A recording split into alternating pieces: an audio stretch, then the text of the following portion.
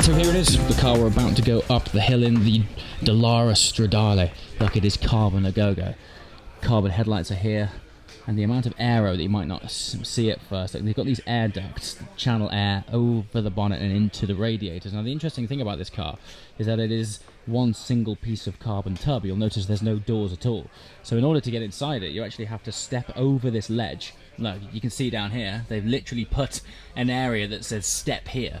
You kind of lower yourself into it, very similar to a Formula car, despite the fact that it is a two-seater.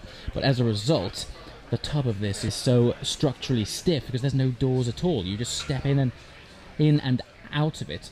Now, I'm not sure if any of you guys watched Chris Harris getting in this car on Top Gear, but this is also available with a roof. Now, if you can imagine the roof being here, the window aperture to get in and out of this thing is so incredibly tight. But as a result, you sit yourself inside a solid carbon tub. Look, this is actually, if you look closely, these pads are actually part of the carbon tub itself. It's not a separate seat. Now, if I did have the key, there are little slots here for a key.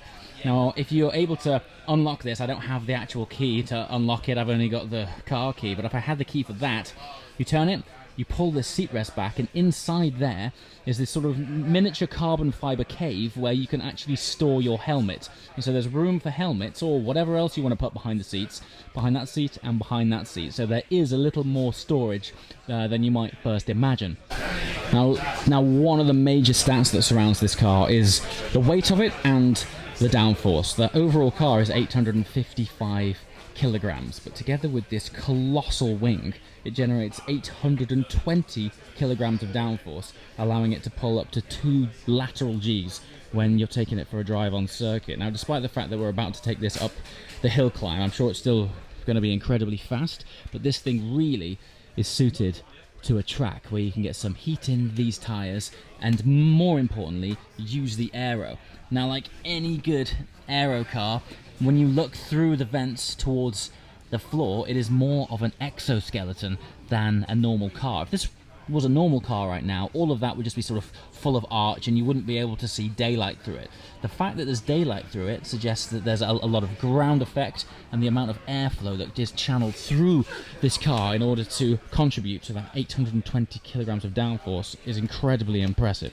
And check out the sculpture of this rear carbon clam. Obviously the engine is housed under there. It's a 400 horsepower Ford EcoBoost engine, but of course combined with this weight, it doesn't hang around.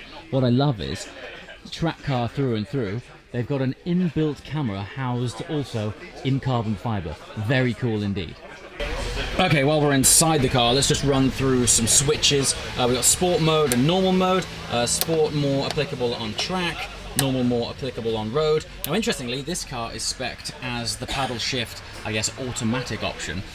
What is interesting is that this car is also available as a manual. Can you imagine this thing as a manual? It would be so incredibly engaging. So yeah, I guess really it depends on if you're after out and out lap times or just an engaging drive, but I would love to check this thing out with a stick and 3 pedals. Speaking of pedals, there is actually a button which you can't see, and I've got no chance of showing it to you, but just under there, if I lift that button up there, the pedal box under here moves. Look at this. See that? So you don't move the seat, you move the pedals. Very race car. And then, true to race car, all of the controls are also on the wheel. The idea being, the less time you can take your hands off the wheel, the better. Even little buttons like horn, indicators, everything's on here. Very simple, very cool. Surprisingly, despite this thing is basically a race car, we have a conventional handbrake, and there's also a tricky little ESP button here that if you toggle this, then you're really on your own and in for some fun and games. And despite the fact that this car has no roof, there is in fact 2 aircon vents neatly tucked away and housed in some more carbon fibre. I mean, literally carbon everywhere. I mean, look at the footwell. Look at the carbon work on this.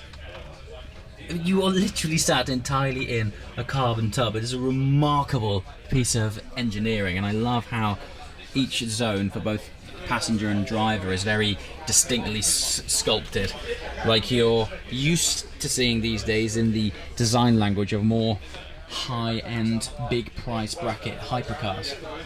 And of course, what wouldn't it be complete without some harnesses? One more thing, despite the fact that this is currently spec'd with no roof, if you watched the episode of Top Gear recently where Chris Harris drove this very car, you'll notice that it did have a roof, and because it's a fixed carbon tub with no conventional doors here, when you do have a roof on, it's more of a sort of tight aperture gull-wing door type of thing. I prefer it without the roof. True to form, no doors. Casual FXXK Evo there, I think. Yeah, no doors. I have to hop over a carbon tub. It's one single piece of carbon, which makes this thing incredibly rigid. We're now going to have to go up the line. Look at the smoke up there. Yeah, carbon through and through. Really analog. I believe it does have ABS, so it's not you know, completely basic. But even at this low speed, the steering weight is heavy. It's clad in Alcantara. You can see the F1 and just motorsport DNA that Dallara are famous with. Look at that steering wheel, for example, just covered in buttons. Also, it has a movable pedal box. So you don't adjust your seat because you're sat in a tub. There's a little handle here and the whole pedal box moves and adapts with you. So see you at the top.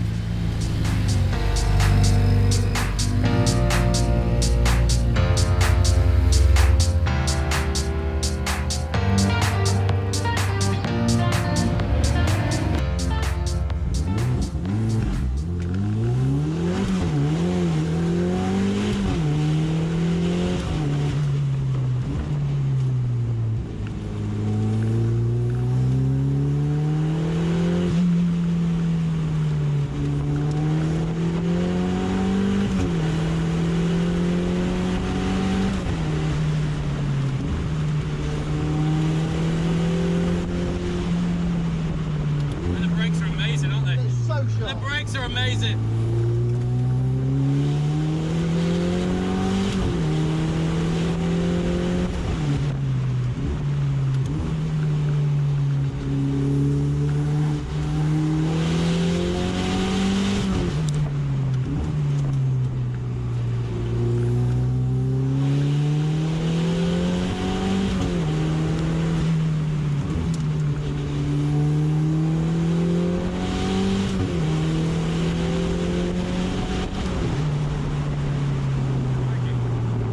Front end is amazing. It's turns, it's like a go-kart. Unreal, what a thing.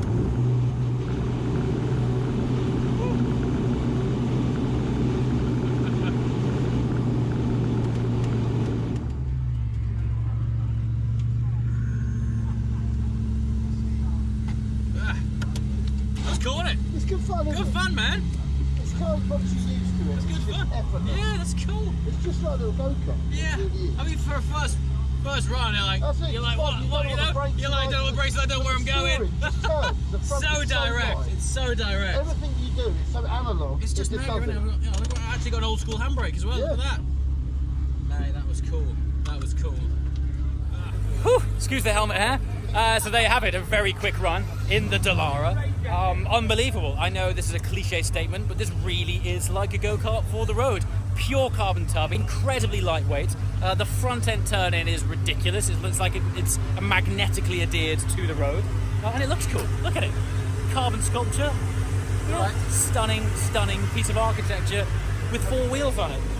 Goes like hell, track day ready. It's not overly loud. It's predominantly turbo sound, so you can get away with track regs on pretty much every circuit in the world. And when you are on that circuit, you're faster than most people. I think the styling's actually pretty cool as well. Anyway, back down the hill. The other great thing about lightweight cars is that they have lightweight components. I know carbon discs are all the rage, but with being a light car, they're easy on wearables. So the brakes don't have to be big, and therefore they don't have to be expensive.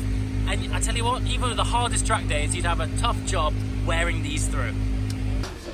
Back at the pits, last drive of the day. Been up in 2 cars, Monza, video link to that is below, that was incredible. And now a first drive in this. This is, I think this is the first time that this car has been driven outside of Top Gear. So if you watched Top Gear and saw Chris Harris driving a bright yellow, very fast car that had a roof on it, that was this car, and it was almost the fastest car around the track. 0.1 of a second off a 488 Pista, and I believe that was in the damp, whereas the Pista was in the dry. So I would imagine in the right conditions, this thing is incredible. Super organic, just an amazing thing to flow through corners. Now, it's been 1 year since I went up the Festival of Speed hill climb. This happens once a year, and after not driving it for a year, you never really truly remember where the hill climb's going, and sometimes they lay the bales out slightly differently. So I wasn't on it flat out 10 temps, but one thing I can tell you is the brakes are ridiculous. The braking performance is outstanding. I guess that's one of the main benefits of having a car that is so light. Don't forget, just over 850 kilograms, this car. So this thing is taking light to a completely different degree. And what I love about that, and recently I've been doing like small snippets and series on cars which are not all about headline figures, all about more enjoyable power to weight and exploitable cars, and this is right up there with them. This would spank the best of them on track. It's right up there with the fastest road legal supercars. So well done, Dallara, your first sports car. Very impressed. As always, guys, let me know your comments and thoughts below, and I shall see you next time from the Festival of Speed. Ciao!